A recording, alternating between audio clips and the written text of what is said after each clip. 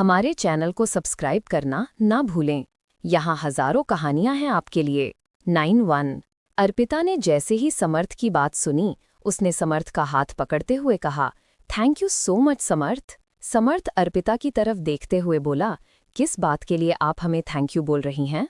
अर्पिता ने धीमी आवाज में कहा, सब कुछ जो आपने हमें दिया, इतना प्यार, इतनी रिस्पेक्ट। उसकी ये बात सुनकर समर्थ ने अर्पिता के गाल पर किस करते हुए कहा, उसके लिए आपको हमें थैंक यू बोलने की जरूरत नहीं है।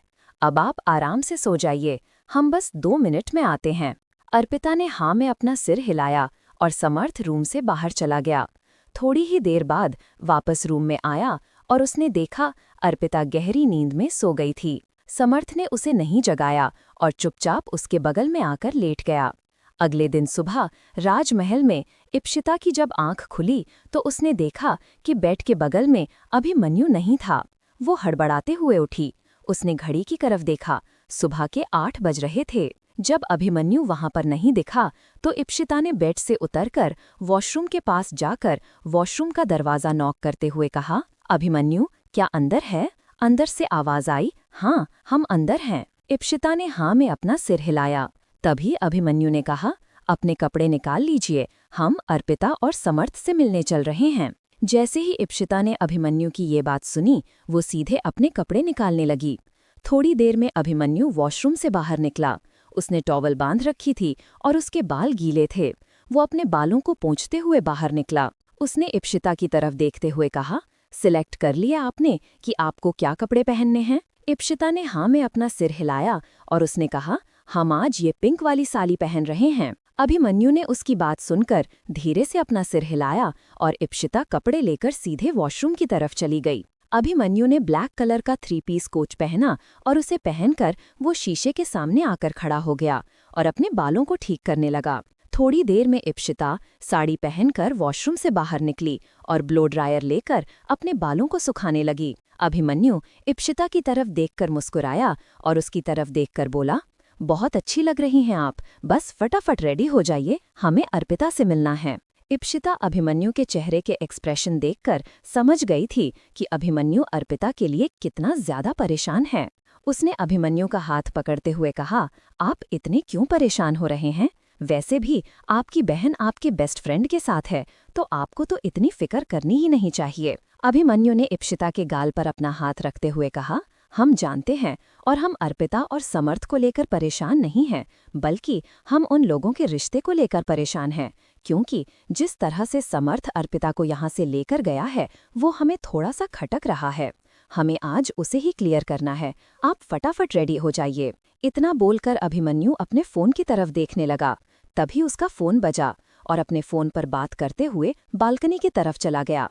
इप्शिता को अभिमन्यु की पूरी बात तो समझ नहीं आई, लेकिन उसे इतना समझ में आ गया था कि अभिमन्यु अपनी सारी रिस्पॉन्सिबिलिटी बहुत अच्छी तरह से जानता है और वो उसके लिए जो कुछ भी करेगा अच्छा ही करेगा। इप्शिता ने जल्दी से अपना मंगलसूत्र और साड़ी का मैचिंग एक नेकलेस पहना और वो अच्छे से रेडी हो गई। छोटा सा सिंदूर और एक हाथ में चूड़ी और दूसरे हाथ में वॉच पहनकर इप्शिता काफी ज्यादा एलिगेंट लग रही थी। अभिमन्यु जैसे ही बालकनी से बात करके वापस आया, उसने इप्शिता की तरफ देखकर मुस्कुराते हुए कहा, चलें? इप्शिता ने हाँ में अपना सिर हिलाया और वे लोग सीधे अपने रूम से बाहर निकले। उन्होंने देखा कि नरेंद्र और पल्लवी वहीं डाइनिंग टेबल पर बैठकर नाश्ता कर रहे थे और कियारा, अदिति चुपचाप वहीं डाइनिंग टेबल पर बैठी हुई थी। जैसे ही अभिमन्यु और इप्शिता को सीढ़ियों से उतरते देखा तो पल्लवी नरेंद्र की तरफ देखकर मुस्कुराई। नरेंद्र ने पल्लवी को कुछ इशारा किया। पल्लवी उठकर खड़ी हो गई। उसने अभिमन्यु और इप्शिता की तरफ देखते हुए कहा, क्या बात है अभिमन्यु, अपनी बहन के कारनामों को सुधारने जा रहे हैं क्या? वैसे आपका चेहरा देखकर साफ पता चल रहा है कि रात भर आपको नींद तो नहीं आई होगी, है ना? और भाभी सा, वो तो अपने कमरे से ही बाहर नहीं निकली है और निकलेंगी भी कैसे? उनकी बेटी ने उनकी नाक जो कटवा दी। इप्शिता पल्लवी की ये बातें सुनकर अभिमन्यु की तरफ देखने लगी। अभिमन्यु का चेहरा गुस्से से लाल हो गया था। अभिमन्यु गुस्से में अपने चाचा चाची की तरफ बढ़ा कि तभी इप्शिता ने अभिमन्यु के हाथ को पकड़ा और अपनी साड़ी के पल्लू को संभालते हुए कहा, अभिमन्यु चलिए, हमें देर हो जाएगी। इतना बोलकर इप्शिता अभिमन्यु को लेकर वहां से बाहर निकलने लगी। तभी पल्लवी ने फिर से अपनी जहरीली जबान खोली और बोली, हाँ हाँ, अब और कितनी देर होगी? जितनी देर होनी थी पहले ही हो चुकी है, क्योंकि आपकी बहन ने अपने रंग पहले ही दिखा दिए हैं। समर्थ के साथ जिस तरह उसने गुलछर्रे उड़ाए हैं, उससे तो। पल्लवी बोल ही रही थी कि अभिमन्यु ने इप्सिता के हाथ अपने हाथ से छुड़ाया और पल्लवी के सामने आकर खड़े होते हुए बोला, बस बहुत हो गया। आपको कोई हक नहीं है चाची सा कि आप हमारी बहन के बारे में इतना सब कुछ बोलें। अभिमन्यु पल्लवी के बिल्कुल सामने आकर खड़ा हो गया था और गुस्से से घूरते हुए देख रहा था। जैसे ही अभिमन्यु उसके इतने करीब आया, नरेंद्र उठकर खड़ा हो गया। इप्सिता जल्दी से अभिमन्यु के पास आई और उसने अभिमन्यु के सीने पर हाथ रखकर उसे पल्लवी से थोड़ा दूर करते हुए कहा, अभिमन्यु, क्या कर रहे हैं आप? वो जानबूझकर इस तरह की बातें बोल रही हैं और आप उनके बहकावे में आ रहे हैं। इग्नोर करिए उन्हें और चलिए हमारे साथ। इप्सिता अभिमन्यु को समझा रही थी कि अभिमन्यु ने ना में अपना सिर हिलाते हुए कहा, नहीं, रुकिए। सबसे पहली बात तो आप अब हमारी बहन के बारे में और कुछ भी गलत नहीं बोलेंगी, वरना। अभिमन्यु बोल ही रहा था कि तभी नरेंद्र उसके सामने आकर खड़े होते हुए बोला, वरना क्या कर लेंगे आप? अभिमन्यु उनकी बात सुनकर नरेंद्र की तरफ देखने लगा। उसने एक गहरी सांस लेते हुए कहा, सबसे पहली बात तो ये हमारे घर का मैटर है और आप लोगों को इसमें कुछ भी बोलने की जरूरत नहीं है। भूलिए मत कि आप इस वक्त यहाँ राजमहल में खड़े हैं और हम यहाँ के राजा हैं। हम आपके साथ क्या कर सकते हैं और क्या नहीं, ये बात आप भी बहुत अच्छी तरह से जानते हैं। नरेंद्र अभिमन्यु को घूरते हुए देख रहा था। तभी पल्लवी ने कहा, वाह जी वाह, आपकी बहन चाहे गलत भी करें तो अच्छा, और हम बोले भी ना। उनकी ये बात सुनकर अभिमन्यु को काफी गुस्सा आया और अभिमन्यु ने तेज आवाज में चिल्लाते हुए कहा, मुनीम जी, इधर आइए। अभिमन्यु ने तेज आवाज में चिल्लाते हुए मुनीम जी को बुलाया और मुनीम जी भागते हुए बाहर आए और अभिमन्यु के पीछे खड़े होते हुए बोले, क्या बात है राजा सा? जैसे ही मुनीम जी ने अभिमन्यु को राजा सा कहा, नरेंद्र गुस्से से तिलमिला उठा। अभिमन्यु मुनीम जी की तरफ देखते हुए बोला, मुनीम जी, हम अपने घर की सुख शांति बनाए रखना चाहते हैं, लेकिन शायद चाचा सा और चाची सा को सुख शांति पसंद नहीं है। वो जब तक यहाँ रहेंगे हमारे घर की सुख शांति भंग होती रहेगी।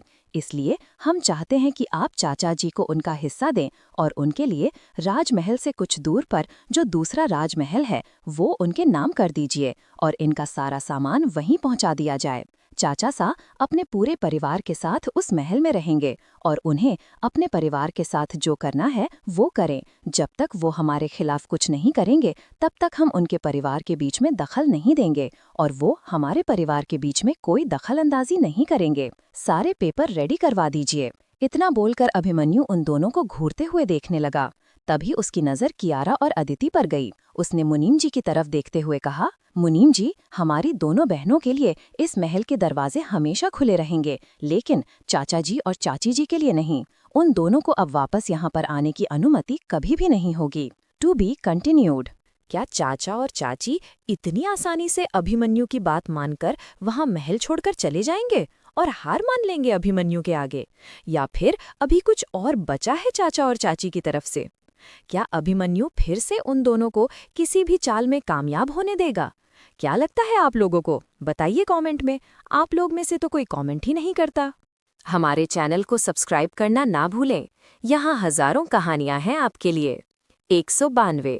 जैसे ही अभिमन्यु ने बात कही, नरेंद्र गुस्से से तिलमिलाते हुए बोला, आप ऐसा कैसे कर सकते हैं? आप हमें यहाँ से कहीं भेज नहीं सकते। हम यहीं रहेंगे। आपका कोई हक नहीं है हमें इस तरह यहाँ से बाहर भेजने का।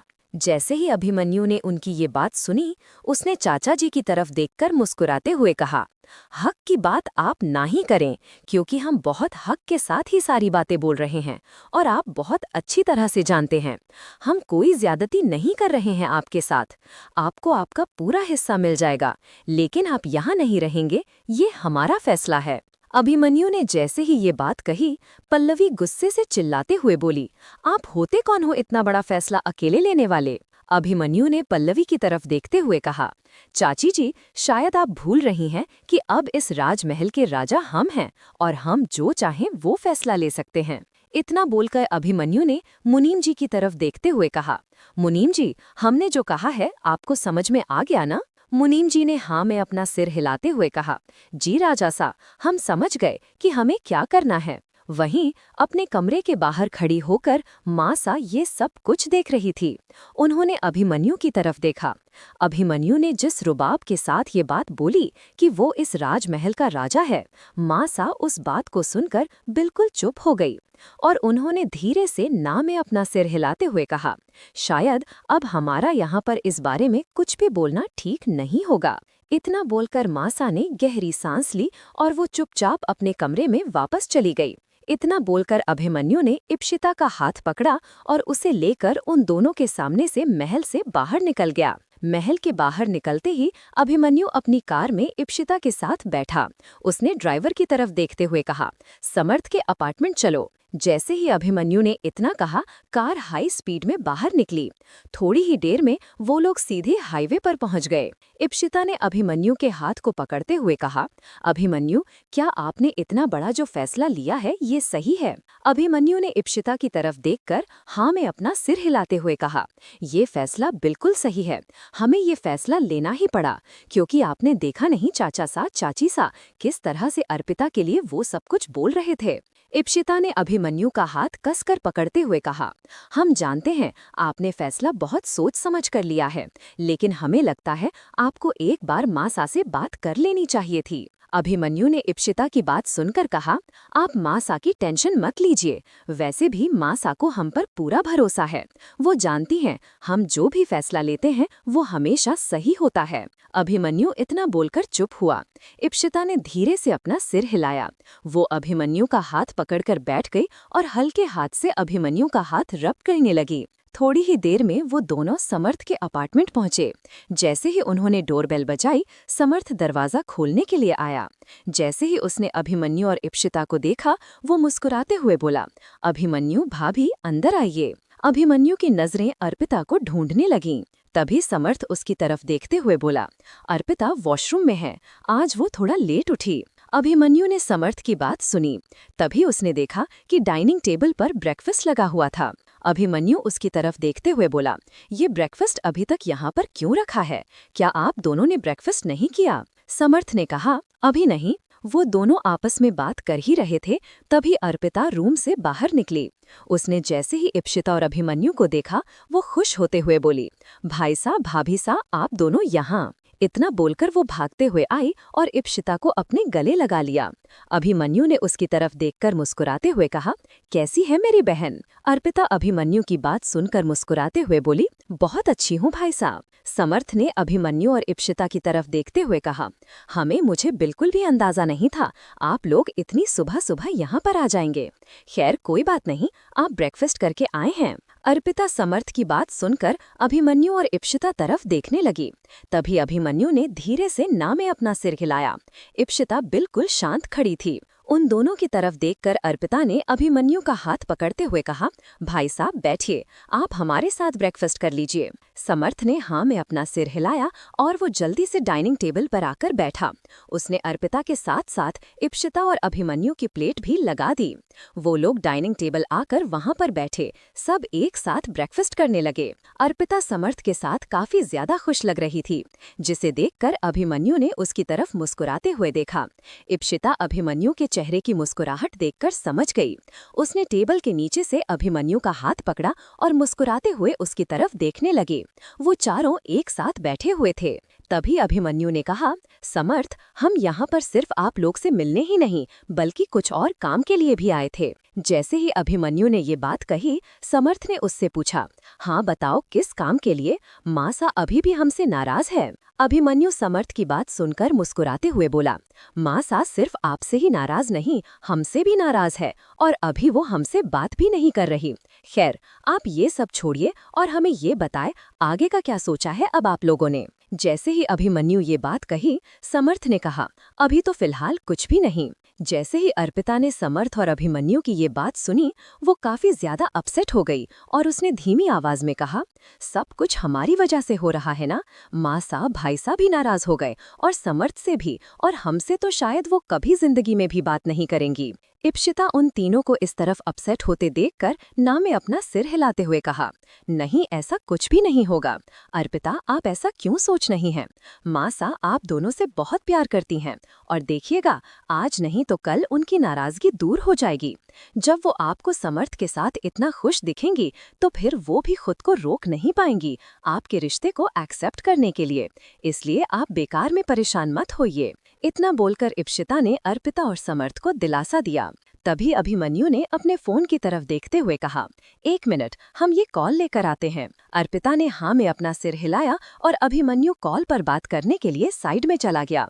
थोड़ी ही देर में अभिमन्यु जैसे ही वहां पर आकर बैठा, वैसे ही उनके फ्लैट की डोरबेल बजी। जैसे ही डोरबेल बजी, समर्थ दरवाजे की तरफ देखते हुए बोला, कौन आया है? अभिमन्यु ने कहा, जाओ जाकर दरवाजा खोलो, मिस्टर भाटिया आए होंगे। जैसे ही अर्पिता ने ये बात सुनी, उसने कहा, मिस्टर भाटिया? भाई वो तो हमारे फैमिली लॉयर है ना? अभिमन्यु ने हाँ में अपना सिर हिलाया और जैसे ही समर्थ ने ये बात सुनी, वो समझ गया कि वो वहां पर क्यों आए हैं। वो जल्दी से उठकर खड़ा हुआ और दरवाजा खोलने के लिए चला गया। वो तीनों भी उठकर वहीं हॉल में आकर बैठ गए। जैसे ही मिस्टर भाटिया वहां बैठे, अभिमन्यु ने उनकी तरफ देखते हुए कहा, मिस्टर भाटिया, हमने आपसे जो कहा था, आपने वो सारे पेपर्स रेडी करवा लिए ना? मिस्टर भाटिया ने अभिमन्यु की बात सुनकर तुरंत हाँ में अपना सिर हिलाते हुए कहा, हाँ बिल्कुल, आपने मुझे रात में ही बता दिया था, तो मैं भला उन पेपर्स को कैसे न बनाता। ये लीजिए, ये रहे वो पेपर्स। अर्पिता हैरानी से उस पेपर्स की तरफ देख रही थी। समर्थ बिल्कुल शांत खड़ा था। अर्पिता ने उसकी तरफ देखते हुए कहा, भाई साहब, ये कैसे पेपर्स हैं? To be continued. हमारे चैनल को सब्सक्राइब करना ना भूलें।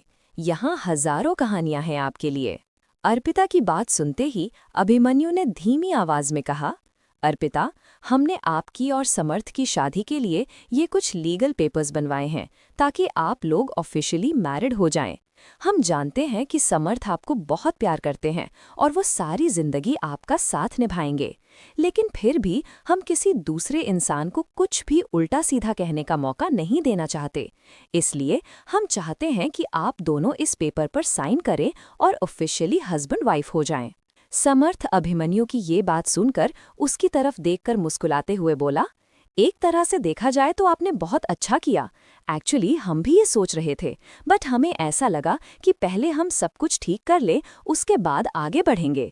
लेकिन आपने हमारी प्रॉब्लम सॉल्व कर दी। Thank you so much. Samarth इतना बोलकर मिस्टर भाटिया के हाथ से उस पेपर को लिया और उन पर साइन करने लगा। उसने साइन करने के बाद अर्पिता को वो पेपर्स दिए। अर्पिता अभिमन्यु और इप्शिता की तरफ देख रही थी। इप्शिता अर्पिता के बगल में बैठी और उसने अर्पिता के कंधे पर अपना हाथ रखकर उसे दिलासा देते हुए कहा, आपकी नई लाइफ स्टार्ट हो रही है अर्पिता, इतना क्या सोच रही हैं आप? साइन करिए। अर्पिता ने धीरे से अपना सिर हिलाया और उसने उस पेपर पर साइन कर दिया और मिस्टर भाटिया ने पेपर्स को लेते हुए कहा, ओके मिस्टर अभिमन्यु, हम इन पेपर्स को आज ही रजिस्ट्रेशन ऑफिस में सबमिट कर देंगे। आज से आप दोनों ऑफिशियली हस्बैंड वाइफ हैं। कांग्रेचुलेशंस। अर्पिता ने जैसे ही ये बात सुनी, वो काफी ज्यादा खुश हो गई और समर्थ की तरफ देखने लगी। समर्थ के चेहरे पर बड़ी सी मुस्कुराहट थी। ऐसा लग रहा था जैसे मानो समर्थ को कुछ ऐसा मिल गया है जो वो बचपन से चाहता है। उसके चेहरे की खुशी बता रही थी कि वो कितना ज्यादा खुश है। समर्थ और अर्पिता एक दूसरे की तरफ देखकर मुस्कुरा रहे थे, जिन्हें देखकर इप्शिता काफी ज्यादा खुश हो गई। उसने अर्पिता को अपने गले लगाकर उसे कांग्रेचुलेशंस कहा। तभी अभिमन्यु ने अपना मोबाइल फोन निकाला और उसने समर्थ के फोन पर कुछ मैसेज सेंड किया। समर्थ उसके उस मैसेज को देखकर मुस्कुराते हुए कहा, ये क्या है अभी? अभिमन्यु ने उसकी तरफ देखकर मुस्कुराते हुए कहा, आप दोनों का वेडिंग गिफ्ट हमारी तरफ से। इतना बोलकर अभिमन्यु चुप हो गया। समर्थ उसकी तरफ देखते हुए बोला, लेकिन इसकी कोई जरूरत नहीं थी। अभिमन्यु ने कहा, बिल्कुल जरूरत थी, और वैसे भी आप ऐसे रिएक्ट क्यों कर रहे हैं जैसे हमने बहुत बड़ी चीज की हो? वैसे भी छोटा सा गिफ्ट हमने हमारी अर्पिता को दिया है। जैसे ही अभिमन्यु ने ये बात कही, अर्पिता उसकी तरफ देखते हुए बोली, क्या दिया है भाई आपने? समर्थ अर्पिता की बात का जवाब देते हुए बोला, आपके भाई ने हमारे हनीमून के लिए मालदीव की ट्रिप प्लान की है। जैसे ही अर्पिता ने ये बात सुनी, वो शर्मा गई और इप्शिता की तरफ देखने लगी। इप्शिता ने अर्पिता का हाथ कसकर पकड़ लिया। वो सब आराम से बात कर रहे थे। तभी समर्थ ने अभिमन्यु को गले लगाते हुए कहा, इतना बड़ा गिफ्ट, अब थोड़ा तो सेलिब्रेट करना बनता है ना। आप रुकिए, मैं भी सेलिब्रेशन की तैयारी करता हूँ। इतना बोलकर समर्थ अपने फोन से खाने का ऑर्डर देने लगा। अर्पिता वहीं इप्शिता के साथ बैठी हुई थी। इप्शिता ने अर्पिता का हाथ कसकर पकड़ते हुए कहा, अर्पिता, आप खुश हैं ना? अर्पिता ने हाँ में अपना सिर हिलाते हुए कहा, भाभी हम खुश तो हैं, बट हमें ऐसा लग रहा है कहीं मासा। अर्पिता ने जैसे ही मासा का नाम लिया तो इप्शिता ने उसके हाथ को कसकर पकड़ते हुए कहा, आप बिल्कुल परेशान मत होइए अर्पिता, हम जब तक यहाँ हैं हम मासा का पूरा ध्यान रखेंगे। आप तो अपने भाईसा को जानती नहीं है ना, आपको और मासा से कितना प्यार करते हैं। जैसे ही इप्शिता ने बात कही तो अर्पिता ने हाँ में अपना सिर हिला दिया। इप्शिता अर्पिता से मासा के बारे में ही काफी सारी बातें कर रही थी। उन दोनों को बातें करते देखकर समर्थ और अभिमन्यु भी उन दोनों की तरफ ही देखने लगे। वहीं दूसरी तरफ अभिमन्यु वहीं घर पर चाचा चाची को छोड़कर आ गया था और उसने अपना फैसला भी सुना दिया था। लेकिन चाचा चाची दोनों ही बहुत बुरी तरह से तिलमिला उठे थे। उन्हें अभिमन्यु का फैसला जरा भी पसंद नहीं आया था। वो लोग महल से जाने के मूड में नहीं थे, बल्कि वो दोनों ही अपने रूम में थे और काफी ज्यादा गुस्से में भी लग रहे थे। वहीं मुनीम ही अभिमन्यु के ऑर्डर के अकॉर्डिंग सीधे प्रॉपर्टी के कुछ कागजात लेकर सीधे उनके रूम में पहुंचे। जैसे ही वो उन दोनों के सामने आकर खड़े हुए, पल्लवी उन्हें गुस्से से घूरते हुए देखने लगी। उसने नरेंद्र का हाथ पकड़ते हुए कहा, आप इन्हें घूरते हुए क्या देख रहे हैं? धक्का मारकर उन्हें यहाँ से बाहर निकालिए। जैसे ही पल्लवी ने बात कही, नरेंद्र उसे गुस्से से घूरते हुए देखने लगा। मुंशी जी ने आगे बढ़कर वो कागजात नरेंद्र के हाथ में देते हुए कहा, ये रहे आपकी प्रॉपर्टी के पेपर्स। हमें लगता है कि अब आप लोगों को यहाँ से चले जाना चाहिए, क्योंकि अगर राजा सा वापस आ गए और उन्होंने आपको यहाँ पर देखा तो ये हम सबके लिए काफी ज्यादा प्रॉब्लम हो जाएगी। इसलिए बेहतर होगा कि आप लोग चुपचाप बिना कोई लड़ाई झगड़ा किए यहाँ से बाहर निकल जाएं। जैसे ही उन दोनों ने मुनीम जी की ये बात सुनी, वैसे ही पल्लवी तेज आवाज में चिल्लाते हुए बोली, आप कुछ बोलेंगे तो हम यूं ही चुपचाप खड़े होकर तमाशा देखते रहेंगे। आपका भतीजा आपको इस तरह से कैसे महल से निकाल सकता है? वो आपसे छोटे हैं, आप उसकी बात नहीं मानेंगे। बोल दीजिए इस मुनीम से। नरेंद्र ने पल्लवी को गुस्से से घूरते हुए देखा और उसे चुप रहने के लिए कहा, लेकिन पल्लवी इतनी आसानी से कहाँ चुप रहने वाली थी। उसने मुनीम को धक्का देते हुए कहा, निकल जाइए हमारे कमरे से, हम यहाँ से कहीं नहीं जाएंगे। हम हमेशा यहीं रहते थे और हम आज भी हमेशा यहीं रहेंगे। नरेंद्र ने उसका हाथ पकड़ते हुए कहा, बेवकूफ़ी मत करो पल्लवी, चलो यहाँ से, और वैसे भी हमें हमारा हिस्सा मिल गया है। पल्लवी उसकी ये बात सुनकर गुस्से से उसे घूरते हुए देखने लगी और उसने अपने मन में कहा, ये हो क्या गया है नरेंद्र को, वो ऐसा बर्ताव क्यों कर रहे हैं? पल्लवी को समझ नहीं आ रहा था और उसने अपने कपड़े और बैग को उठाया और वो रूम से बाहर निकल गई। नरेंद्र भी अपने रूम से बाहर निकला और वो लोग वहां से जाने के लिए रेडी हो गए थे। उनका सामान पहले ही गाड़ी में रखवा दिया गया था। दोनों घर से बाहर निकलने से पहले मासा के कमरे की तरफ देखने लगे। मासा वहीं अपने कमरे के बाहर खड़ी थी और उन दोनों को वहां से जाते हुए चुपचाप देख रही थी। जैसे ही उन्होंने देखा कि पल्लवी और नरेंद्र दोनों वहां से जा रहे हैं, तो मासा ने उन्हें रोकने की कोशिश नहीं की और चुपचाप उन्हें वहां से जाने दिया।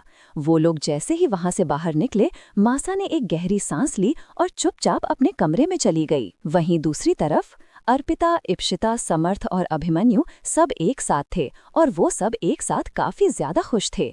दोनों कपल एक साथ काफी अच्छा क्वालिटी टाइम स्पेंड कर रहे थे। तभी इप्शिता का फोन बजा।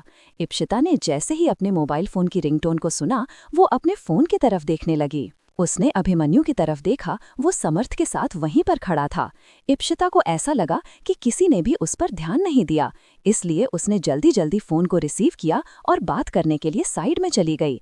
लेकिन इप्शिता को जैसा लग रहा था वैसा बिल्कुल भी हुआ नहीं था। अभिमन्यु ने तुरंत उसको नोटिस कर लिया था। जैसे ही इप्शिता थोड़ी देर बाद फोन पर बात करने के बाद वापस आई, वो उसके चेहरे की तरफ ही देखता रह गया, क्योंकि वो काफी ज्यादा स्ट्रेस्ड में लग रही थी। उसके चेहरे के एक्सप्रेशंस को देखकर अभिमन्यु समझ गया कि जरूर कुछ तो बात है। अभिमन्यु ने इप्शिता का हाथ पकड़कर अपने करीब किया और उसके कान के पास जाकर धीमी आवाज में कहा, क्या बात है इप्शिता, आप किसी बात को लेकर परेशान हैं क्या? इप्शिता ने जैसे ही अभिमन्यु की ये बात सुनी, उसने ना में अपना सिर हिलाते हुए कहा, नहीं तो हम भला क्यों परेशान होंगे? हम तो अर्पिता और समर्थ के लिए आज बहुत खुश हैं। फाइनली वो दोनों जो एक दूसरे को इतना प्यार करते हैं, आज वो लोग ऑफिशियली एक हो गए हैं और शादी के बंधन में बंध गए हैं। आप कहाँ यहाँ पर हमसे बात कर रहे हैं? अभी उनके साथ थोड़ा टाइम स्पेंड करिए ना। इतना बोलकर इप्शिता ने अभिमन्यु का हाथ पकड़ा और वो समर्थ और अर्पिता के बगल में आकर खड़ी हो गई और मुस्कुराते हुए उन दोनों से बातें करने लगी। हमारे चैनल को सब्सक्राइब करना ना भूलें। यहाँ हजारों कहानियां हैं आपके लिए। अभिमन्यु, इप्सिता, समर्थ और अर्पिता चारों उनके फ्लैट में थे और वे सब एक साथ काफी यादगार समय बिता रहे थे। तभी अभिमन्यु ने अभिमन्यु और समर्थ की तरफ देखते हुए कहा, काफी रात हो गई है, अब हमें चलना चाहिए। अर्पिता ने जैसे ही अभिमन्यु की ये बात सुनी, उसने उसका हाथ पकड़ते हुए कहा, भाई साहब, थोड़ी देर और रुकिए ना। अभिमन्यु ने अर्पिता के गाल पर अपना हाथ रखते हुए कहा, नहीं अर्पिता, अभी हमें जाने दो, क्योंकि मासा वहां पर अकेली हैं और घर पर पता नहीं क्या हो रहा होगा, हमें अब जाना पड़ेगा। अर्पिता समर्थ की तरफ देख रही थी। तभी समर्थ ने अपनी पलकें झपकाईं और उसने अर्पिता का हाथ पकड़ लिया। तभी इप्सिता अर्पिता के पास आई और उसने अर्पिता को गले लगाते हुए कहा, अर्पिता मत करिए, हम आपसे मिलते आते रहेंगे और वैसे भी अभी तो आप लोग यहीं हैं ना, क्योंकि आपके हनीमून में तो अभी टाइम है। जैसे ही अर्पिता ने इप्सिता की ये बात सुनी, अर्पिता शर्मा गई। इप्सिता ने उसे कसकर अपने गले लगाते हुए कहा, बाय, अच्छा हम चलते हैं। समर्थ ने अभिमन्यु को हाक किया और अर्पिता उन दोनों के जाने की बात से थोड़ी सी इमोशनल हो गई। समर्थ ने अर्पिता के हाथ को कसकर पकड़ लिया और वे दोनों वहां से बाहर निकल आए। इप्सिता और अभिमन्यु थोड़ी ही देर में राजमहल पहुंचे। जैसे ही वे लोग राजमहल पहुंचे, उन लोगों ने देखा कि मासा वहीं हॉल में ही बैठी हुई थी। जैसे ही उन दोनों को आते हुए देखा, वो अपनी जगह पर उठकर खड़ी हो गईं। अभिमन्यु ने मासा की तरफ देखते हुए कहा, मासा, आप अभी तक सोई नहीं? जैसे ही अभिमन्यु ने ये बात पूछी, मासा उसकी बात को इग्नोर करके सीढ़ियों की तरफ जाने लगीं। इप्सिता समझ गई कि मासा को शायद ये बात पसंद नहीं आई कि हम अर्पिता से मिलने गए थे। इप्सिता ने अभिमन्यु का हाथ पकड़ा और धीमी आवाज में कहा, जाइए अभिमन्यु, जाकर मासा से बात करिए, वो आपसे नाराज हैं और अभी अगर आपने उनसे बात नहीं की तो उनकी नाराजगी और भी ज्यादा बढ़ जाएगी, हम ये नहीं चाहते। अभिमन्यु इप्सिता की बात सुनकर बड़ी हैरानी से उसकी तरफ देख रहा था। तभी वो मासा के पीछे पीछे जाने लगा। उसने मासा का हाथ पकड़ते हुए कहा, मासा, मासा, एक मिनट रुकिए और हमारी बात तो सुनिए। मासा ने अभिमन्यु के हाथ से अपने हाथ को छुड़ाते हुए कहा, क्या बात करनी है आपको अभिमन्यु? अब तो आप इतने बड़े हो गए हैं, इस राजमहल के राजा सा बन गए हैं, तो हमें नहीं लगता आपको हमारी किसी भी बात की या हमारी सलाह की जरूरत होगी, क्योंकि अब तो आप इतने बड़े बड़े फैसले खुद ही ले लेते हैं। जैसे ही मासा ने ये बात कही, अभिमन्यु समझ गया कि मासा उसे किस बात के लिए ताने दे रही हैं।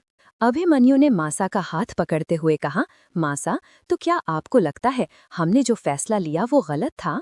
मासा ने अभिमन्यु को घूरते हुए देखा और मासा ने उसकी बात का कोई जवाब नहीं दिया। तो अभिमन्यु ने ही माता को अपनी सफाई पेश करते हुए कहा, मासा, अगर हम चाचा सा, चाची सा को यहाँ से दूर ना भेजते तो वो बार बार किसी न किसी वजह से हमारे और आपके बीच में मिसअंडरस्टैंडिंग पैदा करने की कोशिश करते। आप भी उन्हें बहुत अच्छी तरह से जानती हैं कि वो कैसे हैं। मासा ने अभिमन्यु की ये बात सुनी और उन्होंने एक गहरी सांस लेते हुए कहा, ठीक है, हमें आपके इस फैसले से कोई परेशानी नहीं है, आपको आगे भी जो करना हो आप करिए, हम आपको नहीं रोकेंगे। इप्सिता मासा की उखड़ी हुई बातों को सुनकर समझ गई थी कि वो अभी भी अभिमन्यु से नाराज हैं, इसीलिए वो इस तरह से उससे बात कर रही हैं। इप्सिता ने मासा की तरफ देखकर उनके पास आते हुए कहा, मासा, आपको शायद कोई गलत फहमी हो रही है और आप ये बात बहुत अच्छी तरह से जानती हैं कि अभिमन्यु ने जो भी फैसले लिए हैं बहुत सोच समझ के लिए हैं। आप खुद अपने बेटे को जानती हैं कि वो कभी भी बिना सोचे समझे कोई फैसला नहीं लेते, तो फिर अब आप उनके फैसले के खिलाफ बोल रही हैं। मासा ने अपना हाथ उठाया और इप्सिता की तरफ देखकर उसे चुप रहने का इशारा किया। इप्सिता भी बोलते बोलते चुप हो गई और मासा के इस बिहेवियर से अभिमन्यु को काफी बुरा लगा। वो कुछ बोलने जा ही रहा था कि तभी इप्सिता ने अभिमन्यु का हाथ पकड़ते हुए कहा, नहीं अभिमन्यु। इप्सिता ने अभिमन्यु को कुछ भी और बोलने नहीं दिया और मासा चुपचाप वहां से उठकर अपने रूम में चली गईं। अभिमन्यु ने इप्सिता से कहा, नहीं, हमें मासा से बात करनी ही होगी, वो आपके साथ ऐसा बिहेव नहीं कर सकती। वैसे भी गलती हमने की है तो वो हमें जो चाहे वो बोल सकती हैं, आपको नहीं। इतना बोलकर अभिमन्यु सीधा मासा के रूम की तरफ जाने लगा। इप्सिता ने सोचा कि वो उनके साथ रूम में जाए, लेकिन इप्सिता ने खुद को रोकते हुए कहा, नहीं अभिमन्यु, अगर हम आपके साथ मासा के रूम में गए तो पता नहीं मासा शायद हमसे और ज्यादा नाराज हो जाएं। इसलिए इप्सिता मासा के रूम में ना जाकर सीधे अपने रूम में चली गई। अभिमन्यु काफी देर बाद मासा से बात करके अपने रूम में आया तो उसने देखा इप्सिता फोन पर किसी से बात कर रही थी। अभिमन्यु वहीं पर रुक गया।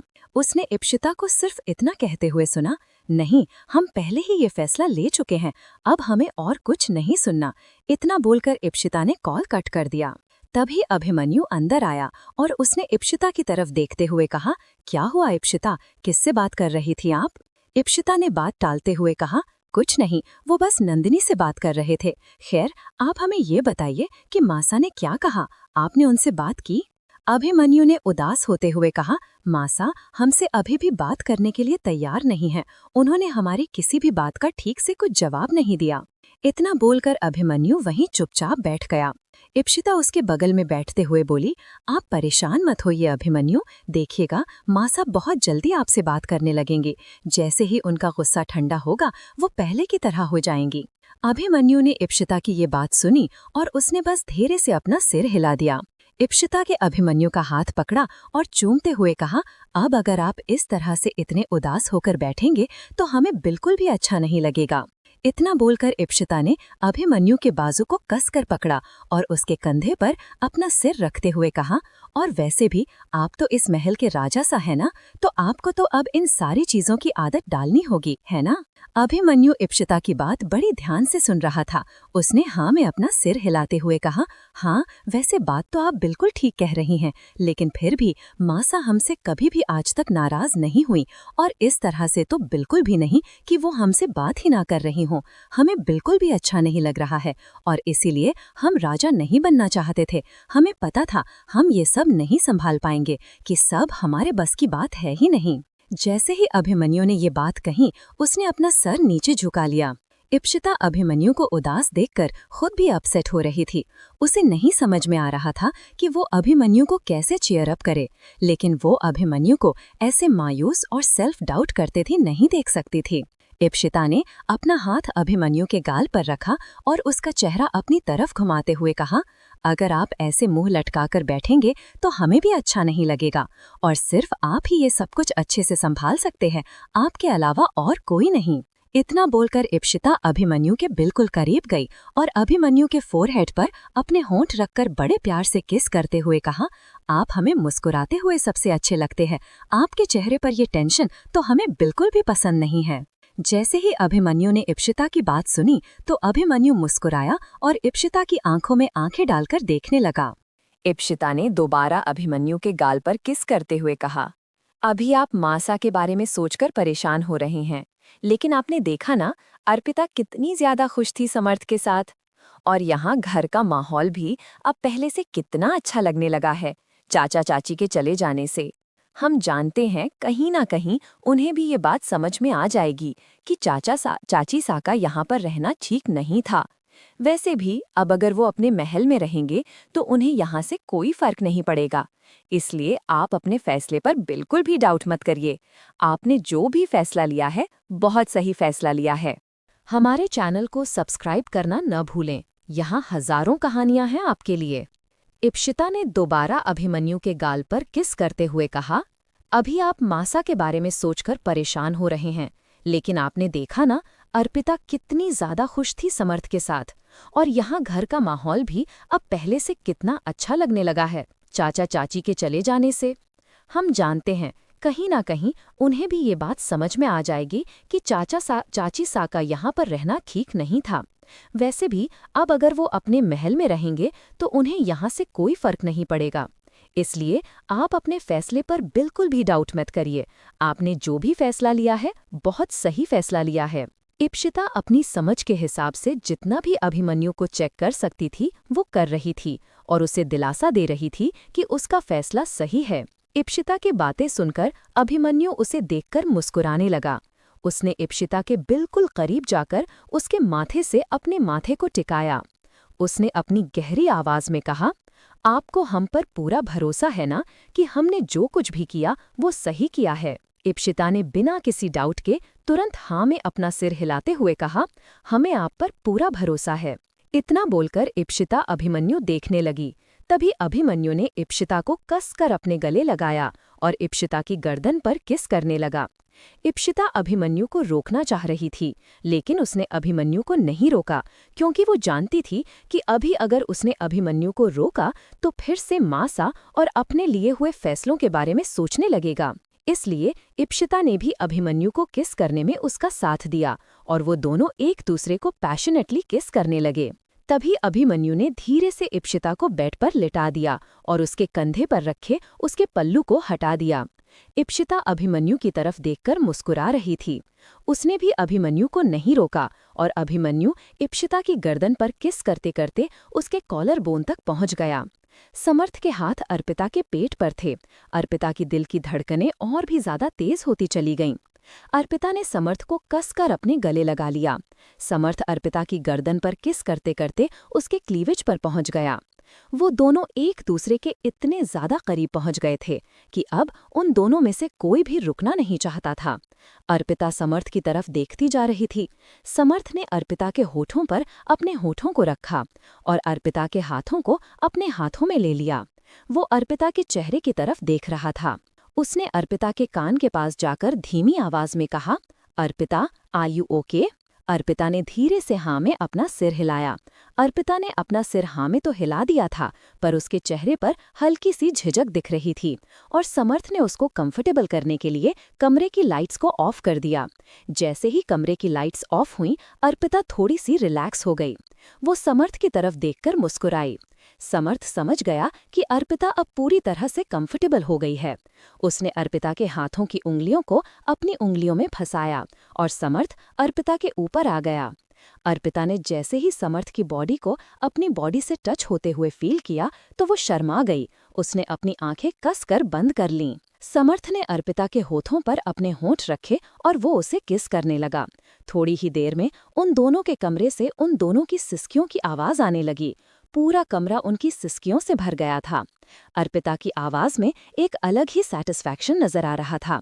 थोड़ी ही देर में वो दोनों थक गए और समर्थ ने अर्पिता को अपनी बाहों में भर लिया। अर्पिता ने समर्थ के सीने पर अपना सर रखा और समर्थ ने वही ब्लैंकेट अपने और अर्पिता के ऊपर डाल लिया। वो दोनों पसीने से भीगे हुए थे। अर्पिता ने समर्थ को कसकर गले लगाया हुआ था।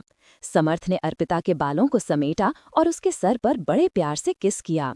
समर्थ ने अर्पिता के चेहरे की तरफ देखा। अर्पिता बड़ी ही सुकून की नींद सो रही थी। समर्थ बस उसके चेहरे को निहारता जा रहा था। समर्थ के चेहरे की मुस्कुराहट अभी भी उसके चेहरे से गायब नहीं हुई थी।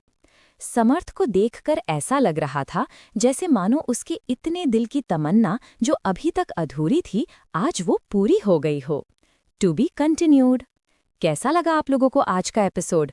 वैसे हमने ज़्यादा डिटेल में तो नहीं लिखा, हम वैसा लिखते भी नहीं हैं, और ये स्टोरी भी वैसी नहीं थी तो इसमें हमें ज़रूरत नहीं लगी। लेकिन फिर भी आप लोगों को समझ तो आ गया होगा। हमारे अर्पिता समर्थ तो एक हो गए आखिर, और हमारे अभिमन्यु इप्सिता को फिर से एक दूसरे के नज़दीक आने का मौका मिला।